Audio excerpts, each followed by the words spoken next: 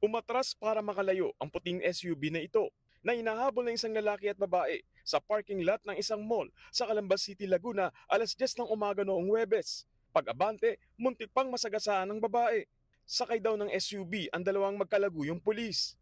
Ang isa, 40 anyos na lalaking may ranggong Senior Master Sergeant, habang 41 years old naman ang babaeng may ranggong Police Executive Master Sergeant. Ang mga umahabol sa kanila, mga asawa nila na pulis din. Ang 41 anyos na lalaking may ranggong Police Major at 39 anyos na babaeng may ranggong Police Master Sergeant na kapwa mga taga Laguna.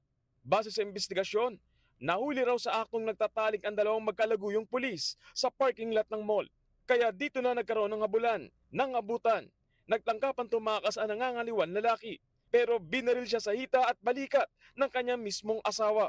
Isinugod siya sa ospital habang tumakas naman ang kanyang kalaguyo, sakay ng SUV papuntang Batangas. Matagal na raw may kutob ang mga nagrereklamo sa relasyon ng dalawa.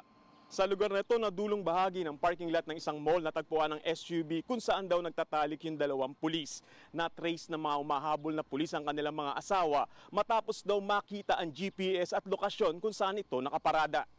Sinampanan ng adultery at concubinage ang magkalaguyong pulis.